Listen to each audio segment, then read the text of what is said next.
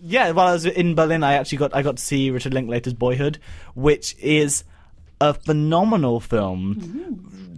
So bizarre the more I think about it, in terms of how little I've seen that parallels what it essentially is. Over, I think, 12 years in production. I think 9, I think, maybe. Well, I don't know, because it starts. Oh, maybe it's 12. I think the movie starts in 2002, roughly. That's one thing I really liked about the film. It charts this one boy's life from the age of about 7 until 19. Oh, okay, yeah.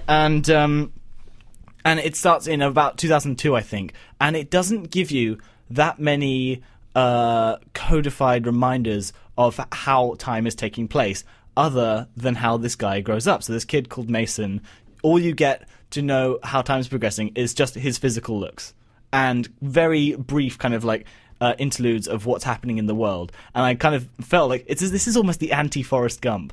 Like, there's so little nudge, nudge, wink, wink, do you know when this happened? And I began to realize that the fact that they began production so early, they could not know where to go with this in terms of how to parallel it with where the real world is, because they didn't know how the Iraq War was going to end. They started production before it even began. And then they didn't know that there was going to be a 2008 recession, and all these things crop up. All these things, like the like Barack Obama running, and like the 2008 recession, and like even little things like Harry Potter and the Half-Blood Prince being released on book. There's a whole scene of them just like him and his brothers and sisters just going and getting their book. And it is incredible to watch these actors age. And I was a little bit wary of like, oh my god, is this going to be like harrowing? Of just like, oh my god, I feel so like gripped and like undertaken by the profoundness of seeing someone, such a massive chunk of their life conveyed.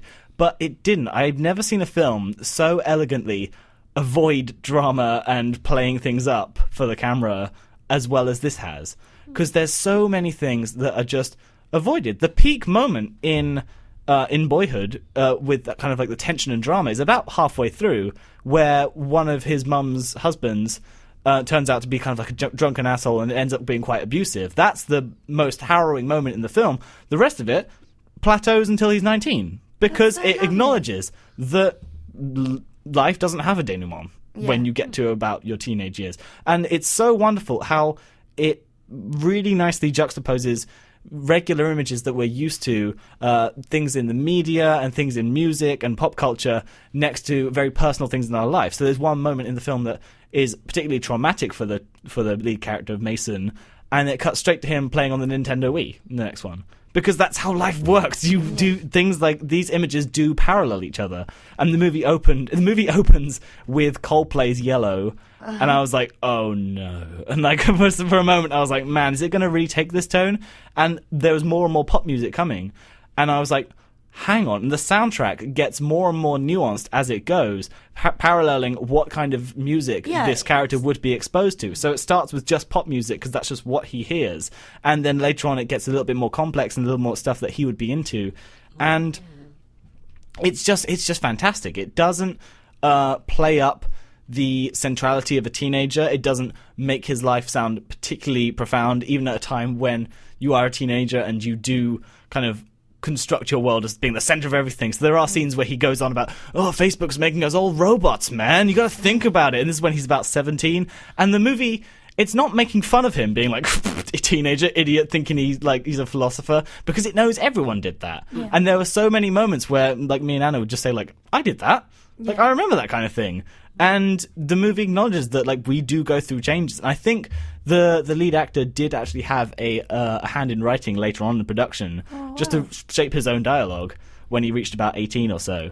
And you get these really wonderful moments of stuff not being played up and not being made a big deal of. So, for instance, like there's a bit where he comes home from a party and he's been smoking marijuana, and he goes in and he sees his mom and she goes, are you drunk? And he goes, no. And she goes, have you been? Like gestures like a joint, and he goes, yes. And she goes, okay. And I was like, okay, most boring plot point averted. And I was like, yes, that's fantastic. And it actually shows kind of that sometimes things don't amount to these huge big deals. And there's a bit where he meets like his grandparents-in-law, and they turn out, actually this movie has a really interesting approach to politics.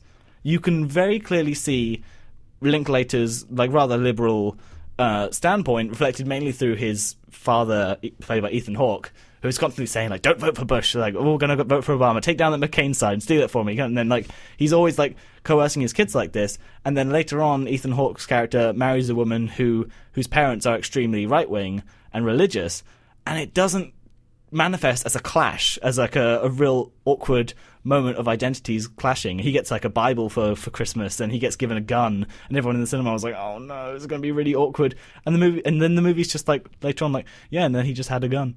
And like it avoids so many of these moments where it could be really overtly political and come down with like a profound message, but that's not how life works. That's not how life works when you're just in the tumultuous moments of being a teenager. I think that those kind of reactions are also just the way the audience is used to reading films.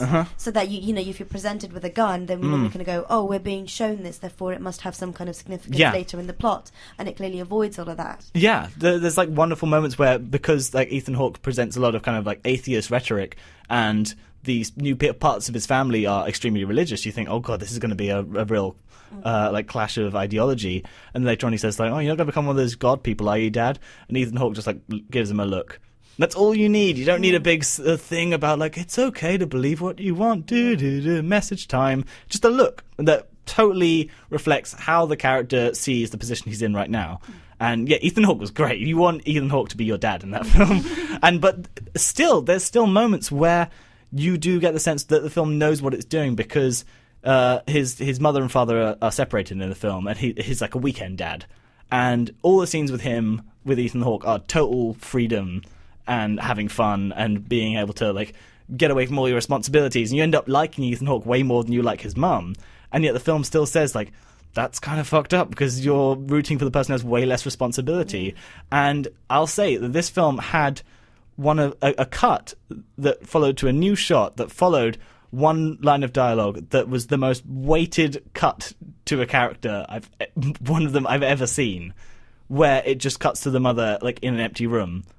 And it's completely silent, and I was just like, just kind of hit me how meaningful that was, following the line of dialogue that came before.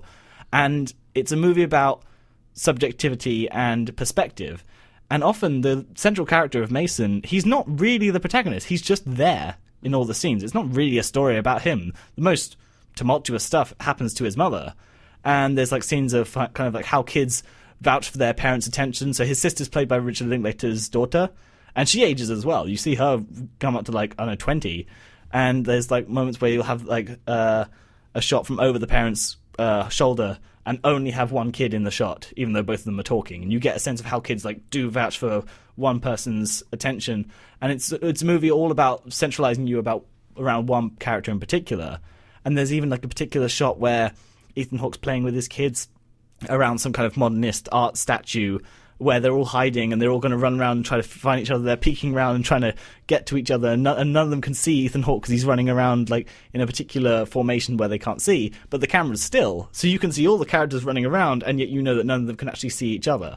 And you go like, oh wow, this is like a movie about situating you in a particular space to only perceive one character's outlook on life, and showing that a child's outlook on life is a very subjective one, and yet a very profound one that does pick up certain nuances of life. And there's a scene with a haircut, and it's like feels like the most meaningful scene in the film. And yeah, it's fantastic. I really loved it, and it flowed so well. It's almost 3 hours because there's a lot of content you got to cover, and it goes quite quickly. I felt like I could watch like a 4-hour cut of this film. So like I was just really, really pleased with it. And I would definitely recommend it when it's out here in July, I think. Okay. Still a while to wait, but What the hell are you talking about?